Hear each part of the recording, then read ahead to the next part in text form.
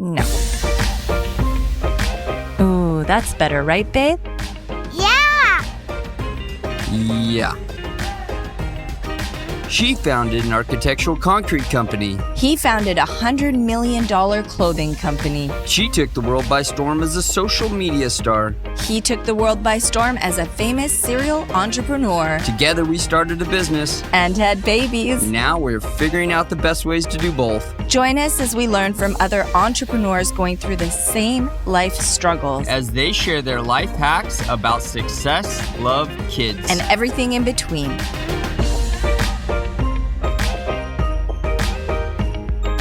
Welcome to this episode of the Pretty and Punk Podcast. I'm Dan Caldwell, and I'm here with my beautiful wife.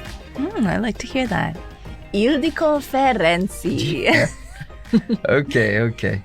We have an incredible episode today. We are so excited because we have the man of the hour on the show. This guy. The kids are so excited for this one, especially little Daniel. This is going to be so good, you guys. We have such a treat. Yes, this guy is getting so much attention right now. And deservingly. Yes, all deserved because he is killing it.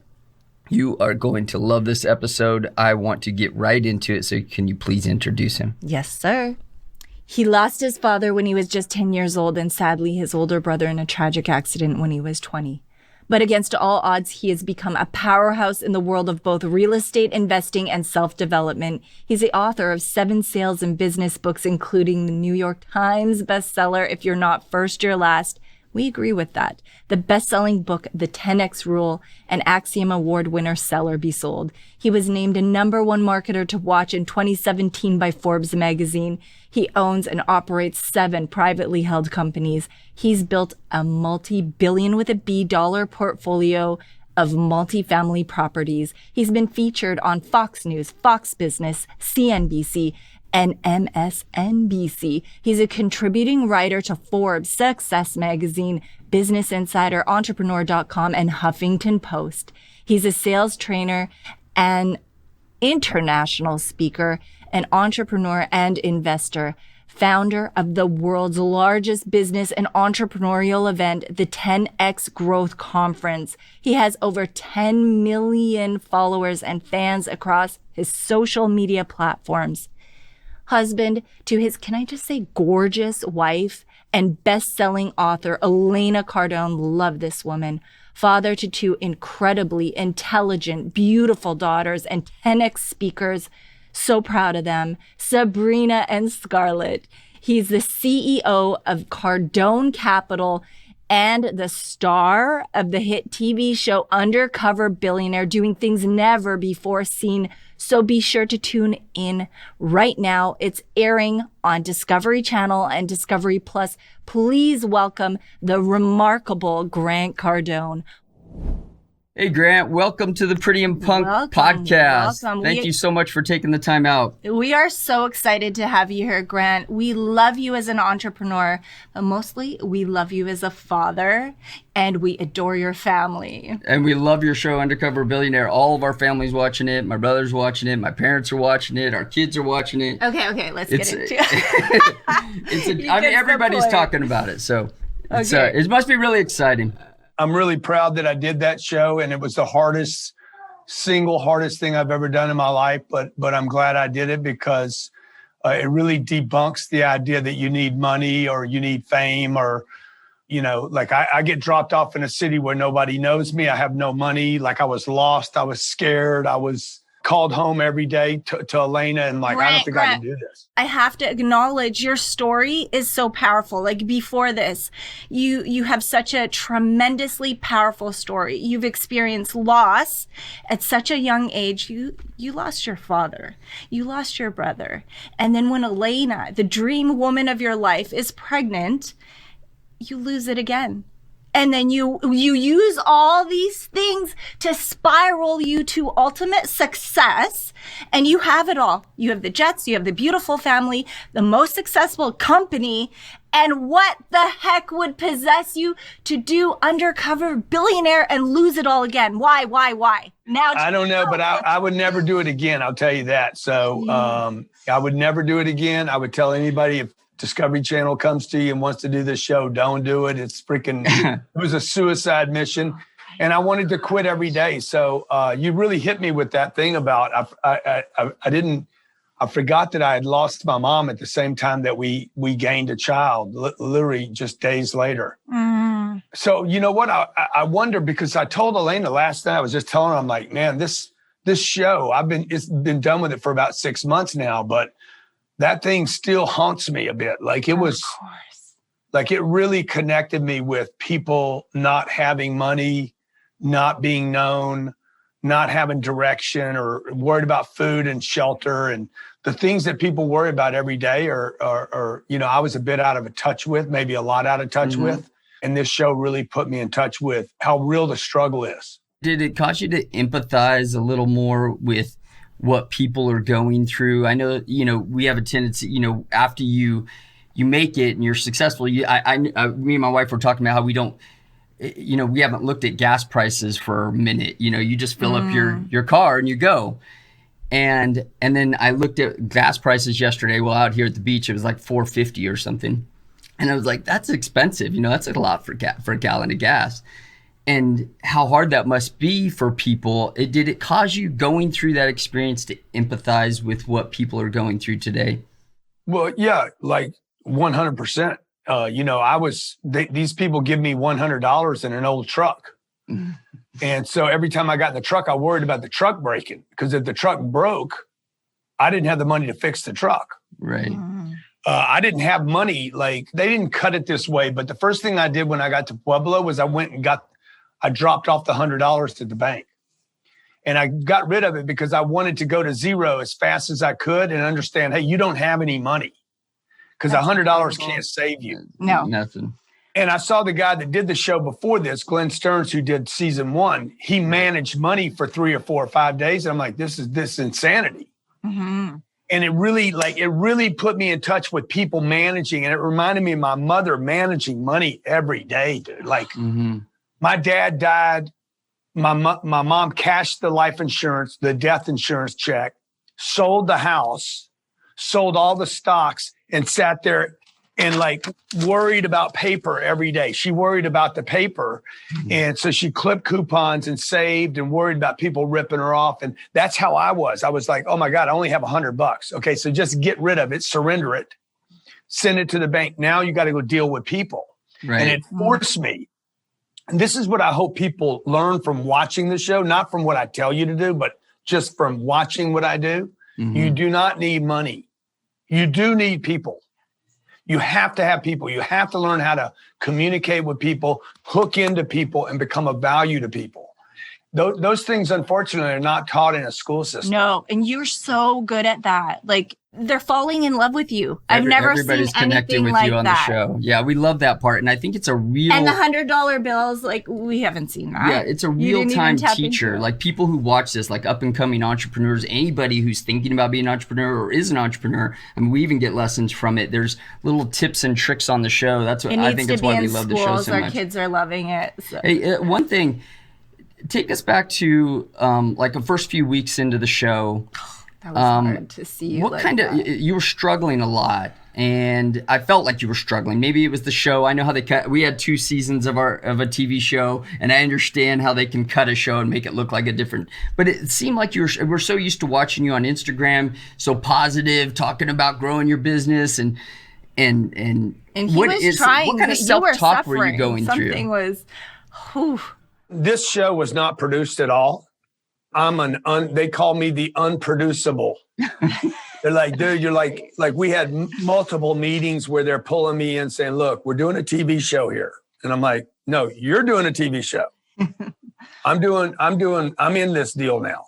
And I bet Discovery Channel $1 million I could pull this off, and that I would do it in less than 90 days. And I made that bet before COVID. When COVID hit, dude, it made things so much more difficult. Oh, yeah. Now, it also helped me because the mask helped me. I did not know how recognizable I am. I underestimated my audience. Because if somebody discovered me, it nullified the deal. I could not use any deal. There was 2 deals that I did while I was there that would have blown the top off the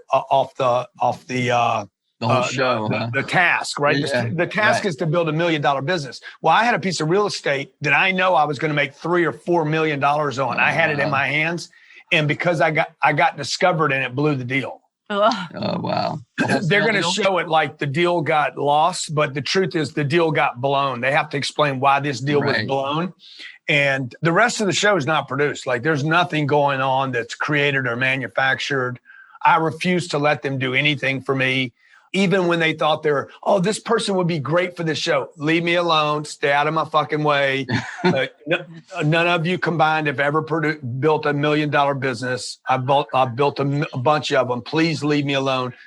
Grab your camera, record, do your battery thing, whatever it is you guys do, twist your focus. But twisting a focus is not building a business. And another thing you did that I've never seen, it was so intensely important for you to have your family by your side. Yeah. And I was trying to get them out. I feel that. Yeah. I thought that I was going to be able to get them out 3 days into the event. And I called Elaine on the third day and said, you're not coming out.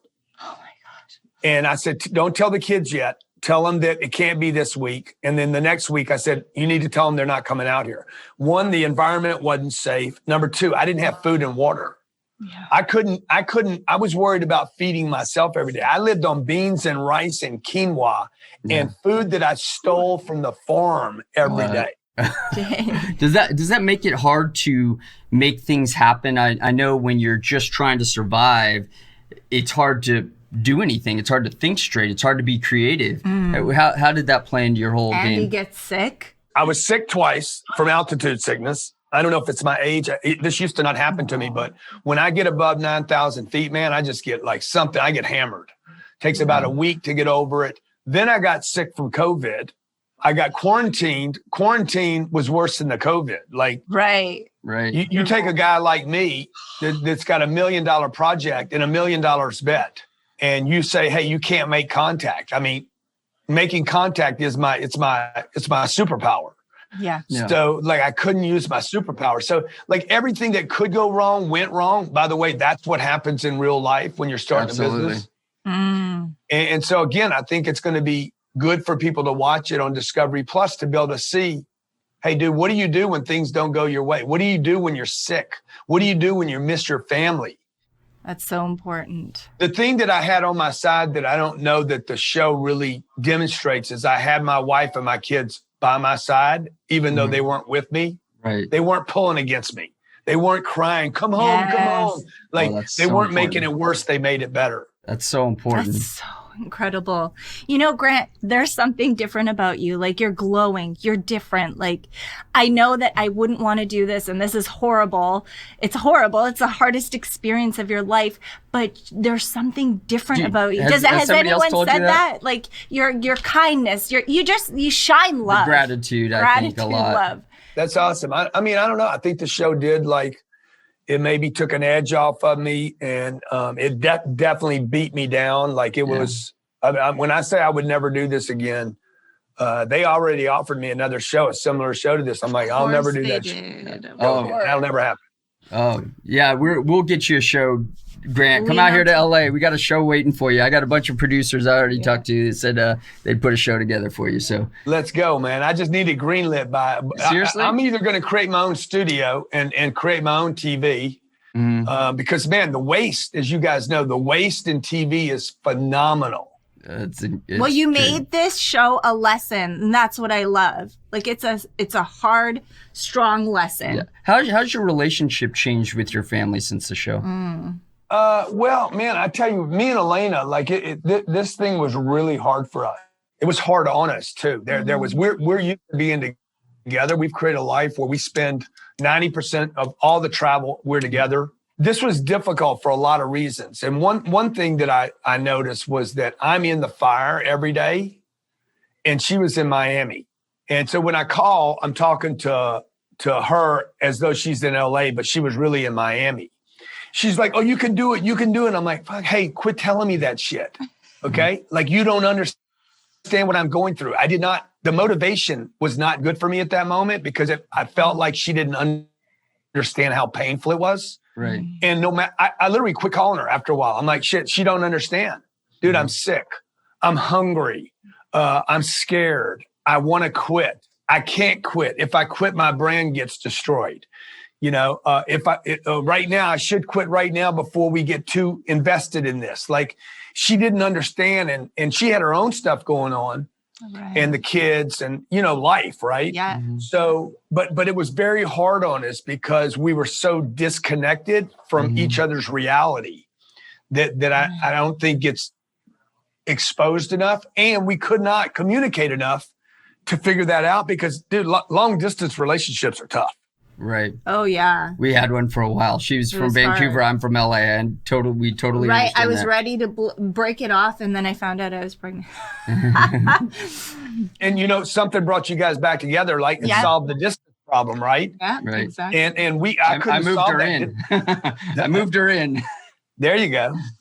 And I couldn't do that for 90 days because I could not I told Discovery I would do this show with my family. I said, guys, I'll do it. I'll build a $10 million business. I told the president of Discovery, I'll build a $10 million business. I'll do it in under 90 days. I'll bet you $1 million I can do it. And I'll give everybody on the crew a car if I don't do it. What? I love the Where did you? I've never heard that before. No. You said you would give everybody a car if you could. I said I'll give the entire crew, and we're gonna win a fucking Emmy too. On top of all that, we're gonna win an Emmy. Oh my gosh, and she was like, oh my God, you're gonna be great TV. Oh my, that's like an extra $500,000 right there. That's $1 million plus another 500,000 or something in cars. Oh dang! But what happened was COVID hit. When I started, we had full employment in America. Mm-hmm. By the time I go back to do the show, there was 40 million people out of work.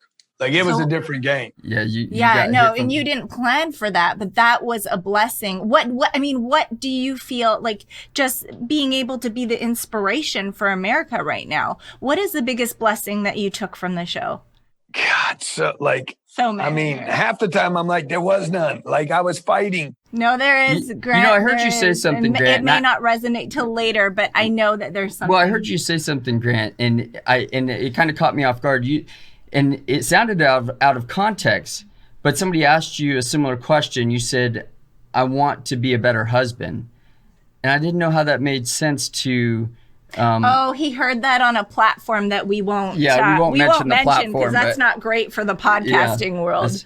I do want to be a better husband, right? Like, if there's one area of my life where I need to improve, it's to be a better husband. Really? To be more available. It's so easy to be with the kids. Mm-hmm. It's so easy to love them.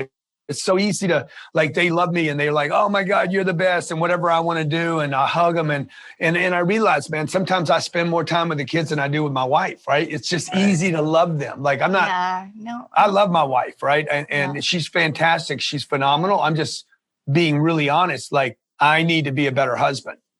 We've been married 17 years. I'm a great father.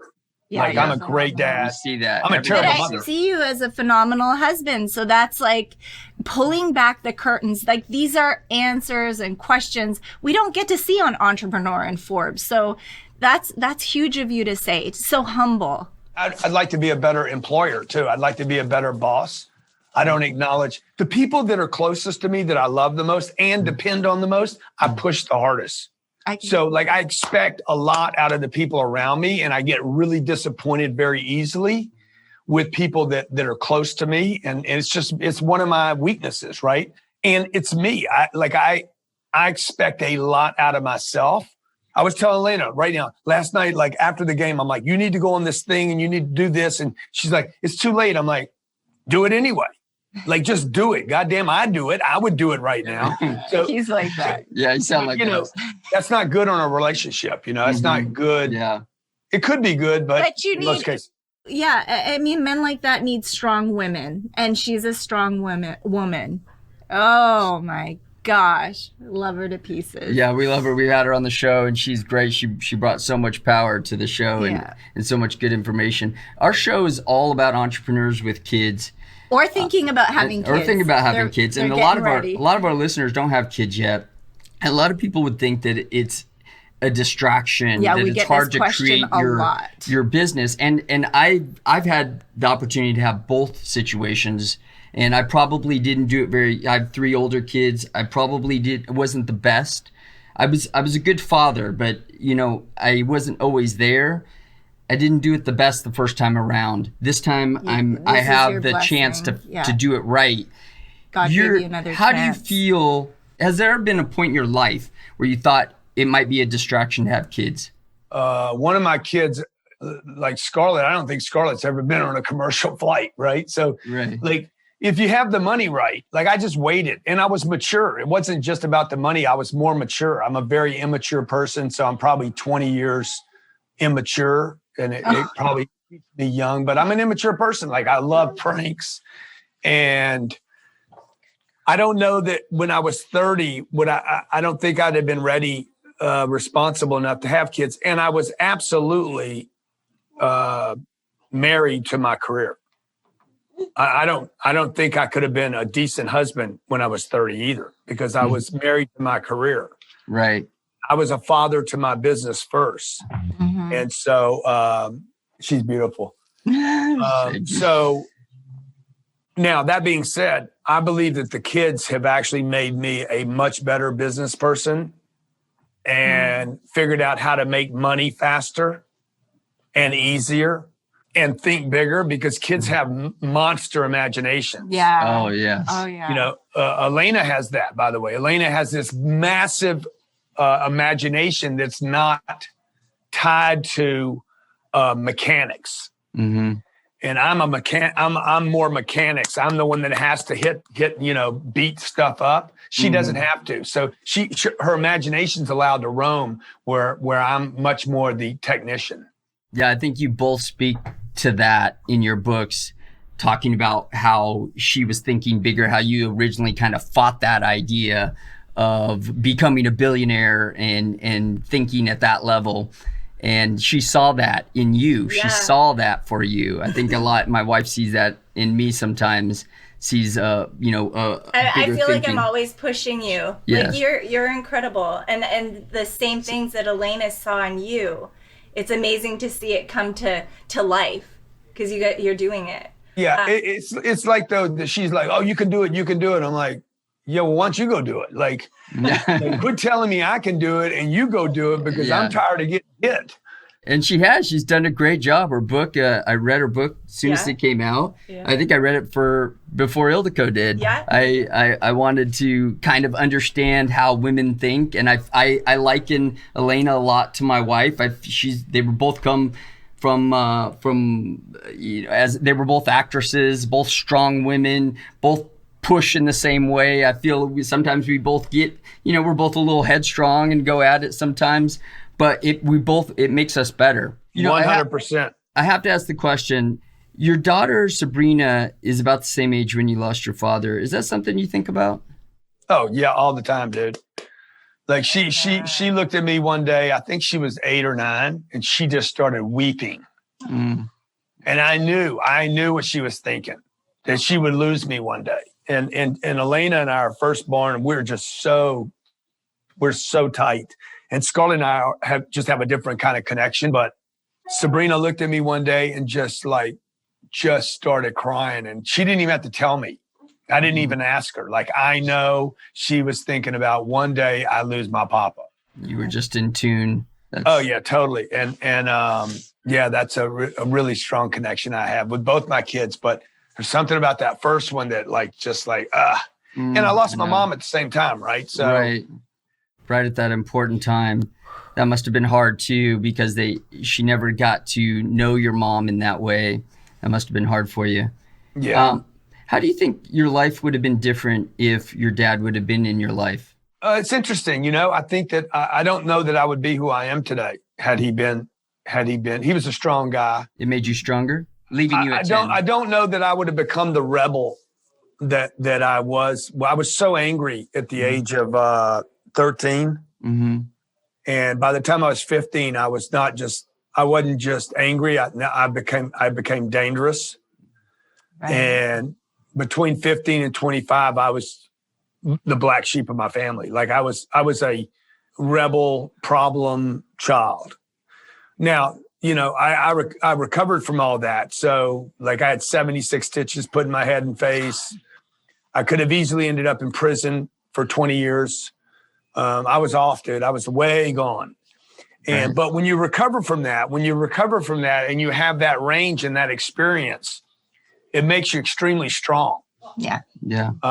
And a lot of that is what's in my nature today, to fight people back. I was on that Clubhouse thing, and this influencer was bullying a guy, and I just punched him, like just smacked him in this Clubhouse that he was moderating or whatever. Mm-hmm. And I just won't tolerate it, right? No. And I don't mind losing money over it either. Like But sometimes you need to be the voice for people that don't have a voice. I did that too once in there. I admire that. It turned out to be a little bit of a situation. But yeah, I just get, I believe in people trying. Everybody's got to start somewhere. So my son Daniel, he loves to watch the YouTube video of Sabrina. And, it's so good. Yeah, and Scarlett. He just asked us to watch it again and again. And the them first speaking time, at 10x. First time I ever saw it, I was in tears.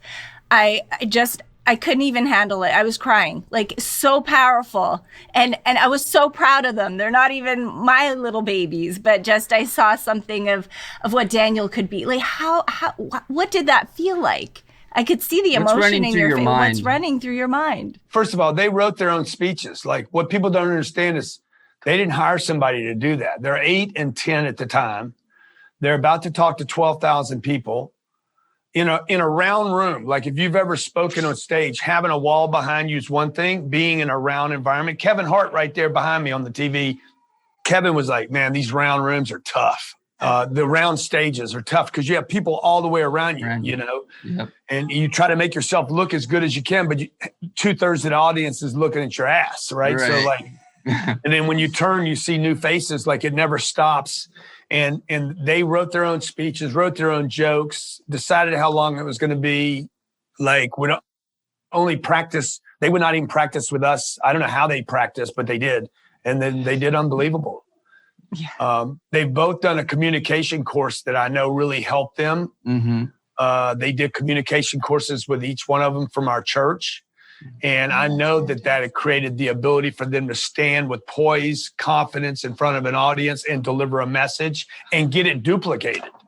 Like the fact that it hit you like that. Oh, it did. Yeah. It was so good. It was so good. And I love when Daniel asked to watch it because that part makes me proud because I see him up one day on a stage. And to want to rub the shoulders people. with great people. Yeah. And that he sees the greatness within them at 3 years old. I'm looking for what the name of that video is for Sabrina. I forget what we called that, but anyway, if they put in Sabrina Cardone, they'll probably find it. Yeah. Yeah, no, it's both of them. Yeah, both of them. Your little one, you can tell, she's a little younger and she's working on her speech, but she has so much energy and she's such the little actress. We'll put a link.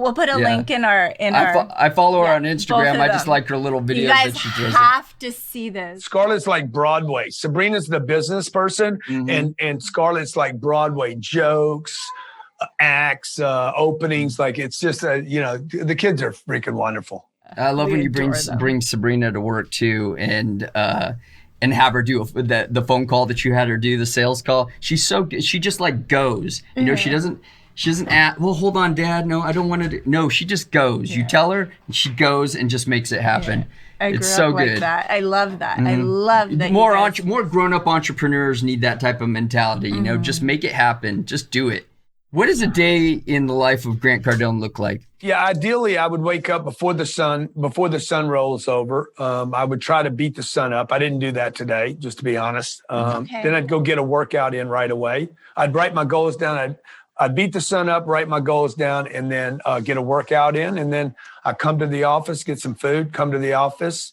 Then it's off to the races. Like Annie walks in, tells me what I'm doing, 9 o'clock, 9:30, 10 o'clock, 10:30, 11 o'clock. It just goes bang, bang. Yeah. And then I fill in between. I try not to complain anyway about my schedule. I'd rather have more going on than less. Yeah. And if you complain about too much going on, one day you'll wake up and not have enough going on. Absolutely. Yeah. Feel grateful for it. Do you have a lot of fire? Are you a fireman right now? Are you putting a lot of fires out? Is that what it feels like at work? I know I started to not regret the business. I just started. Oh, geez. Hi, baby. Those times when the business started to get so big that I felt like a fireman, a full-time fireman. Like my job became, just putting fires out instead of some of the things, growing the business. I think today with social media, it'd be a little bit different. I would focus more on growing the business as the face of the company more. But at that time, it wasn't, we were just, I can remember, right at that cusp of it in 2000, we sold in 2010, the business kind of switching over. Twitter just started. We didn't we had Facebook, but not a meaningful Facebook. And Instagram was just starting. So what are you doing right now day to day in the business? Are you a fireman? Are you still able to grow the business? Are you excited about the business every day? I'm not a fireman. We have a fire department. Good. That's good. I let them go do their stuff, But my job is to take us to the next place. Yeah. It's always number one job. Number one job is to promote the business and the brand, to do what I'm doing with you guys today, to let people know who we are and what we do. We have a big conference coming up in 30 days. So we'll promote, the next 30 days, I'll be hard out on promoting that. Nice. People can actually, that's a $6 million event that we do once a year that I spend $6 million on, and people can go to that for $97. And it's an amazing event, superstar speakers. So we'll coordinate that. How are you doing that? Is it virtual? Can you guess? Well, we have a live event. It's a live event like what Sabrina spoke at last year. Yeah. We have a live event, but it's sold out. The live portion sold out. So we'll deliver the rest via streaming. Everybody has a first class seat because there's people in the world that can't travel, they can't move around, and they don't have the money. So we're doing it for $97. Everybody. Oh, that's great. We'll put the link for sure. Yeah, we'll have the link for it. That's great. And then the rest of my day spent expanding our real estate portfolio, which is at $2.3 billion right now. And we're trying to get that, the goal is to get it to $20 billion. Killing it. That's awesome. Okay, I think we only have a couple of questions, but before we give them the big kahuna question that we give everyone, if you could leave a book behind for your kids, not the Bible, not any of your books, a business book and a self-help book, what would that be? I would leave the book probably The Problems of Work or Dianetics for the Kids by L. Ron Hubbard. And then a business book. What business book would I leave behind? Not one of yours. I'd probably say, hey, study Warren Buffett. Study everything Warren's done. It's not a book, but study what he's done from the start to the finish. He has some really good books out there too. This life is a gift. It's a blessing. This journey is a blessing. I think we're all grateful to have had the success that we've had. One day we're all going to leave. If there was something that you could leave with your daughters, one piece of information, what would that be? What would that be to help them throughout their life? I would tell my kids, look, you need to get clear on what ethics mean to you. And don't, I don't want to give them a lecture and tell them what not to do, but maintain your ethics, because ethics are power. Okay. The more ethical you can be in your life, the more powerful you can be. You cannot be powerful without ethics. That's so important. It is true. And I think your daughters are going to be so powerful. They're going to leave their mark on the world. They are so strong, and we enjoy watching your family, Grant. Thank you so much for coming on the Pretty and Punk podcast. We love you guys so much. Yes. It's the juggle. This is what our show is about. Yeah, we're having the juggle here. Hey, I totally understand. Love you guys. Appreciate you taking interest. And if there's anything I can do for you, please let me know. Where can they find you, Grant? Is there anything besides your event that you're pushing right now? No, I mean, if you Google my name, I'll find you. You don't have to do Google much. me. Yeah. Yes, just Google me. I'll do the rest of the work. Grant, thank you so much for sharing your time, and we will see you soon, brother. We love you. Tell Elena and the kids Yeah, tell the kids we love them. Okay. Tell Elena. Thanks, guys. See you, Grant. Wow, Grant Cardone was an incredible interview. I didn't expect him to be so honest and raw. Like, oh my gosh. Yeah. And what's amazing, Dan, is that his tragedies did not take him down. They fueled him for greatness. Yeah, he's I'm so glad we got him on while he's doing his television show, because I think you see a lot of that in the TV show, right? So he's going through a lot of hard things, but he's still able to pick himself up and use that as fuel to move forward. So, yeah, I'm just glad we got, he was a great interview. Yeah. And I mean, just through Undercover Billionaire alone, Daniel fell in love with him. And he's obsessed. He was so sad. Yeah, he was doing we got off quick. Quotes. The baby, she's, and you guys, and this is a juggle, guys. This is a juggle. Destiny's teething. She needed to nurse like 3 times during that interview. And I think that's too much information. It is what it is. This is our audience. But poor Daniel never got to say hi. And yeah, he was disappointed about that. Grant has so much going on right now. If you guys haven't heard about his 10X Growth Conference, you need to go to his website, Grant Cardone, and check it out. I know he's got one going on March 12th through the 14th. We're going to be there virtually for sure. And you can watch it virtually, and there's so much. Kids. I'm telling you, if you go on there, you will see the lineup of people that are going to be there, and it is absolutely mind-blowing. Go on there and look. I saw Kevin Hart, Dana White, Snoop Dogg, Jesse Itzler, Sarah Blakely. There's just tons. I missed more than half of them. Incredible. There's so many of them Incredible lineup. So be sure you go on there and get those tickets. You need to watch this. And be sure, if you're not watching Undercover Billionaire on Discovery, you need to go check that out. I believe it's on Discovery Plus now, which is they're trying to build their app, so they want you to go there and download it because he's one of the biggest shows on there. Do not miss the show. It is a lesson. And if you haven't picked up his books, you got to pick up his books. All of his books are great. We're going to link them. And we're going to link the girls' speeches. You guys are going to be blown away. Yeah, the girls' speeches are incredible. So be obsessed or be average, the 10X rule, and sell or be sold. Check it out, guys. You do not want to miss this. Thank you guys for joining us for this episode of the Pretty and Punk podcast. It was really a great time for us. We're really glad to get Grant on during this special time when he's doing his show. And we're going to have the links for the whole family down below so you can follow the whole empire. If you got something from this episode, I know there's people out there that are hustlers, that are making things happen right now. Maybe they're in the real estate space. Be sure to share this on all your platforms because people are going to want to get all the information on this podcast. They're going to want to listen to this. And just see a different side of Grant that they may not have seen before. Very beautiful. And everybody is juggling. You can see it. You can hear it. Listen to Grant. Listen to what he's saying. Everybody is juggling the whole program. We're trying to build our businesses, and we all have kids that we want to be the best. So be sure to share this episode. Guys, don't forget to tag us on Instagram or whatever platform you are on so we can share your entrepreneurial juggle as parents. We know it isn't easy, but we want to put the spotlight on you and really make you shine. We love you so much. Also, when you leave a review, we love to share it with the family. It's like Christmas morning. The kids love it. They love it. So keep it coming. We appreciate and love you guys. And be sure to contact us on prettyandpunk.com or at Pretty and Punk Podcast. That's the best way to get a hold of us, at Pretty and Punk Podcast. And thank you so much for joining us for this episode. Remember, life doesn't happen to you. It happens for you. And that was a perfect example today. I'd like to share something very special with you guys today.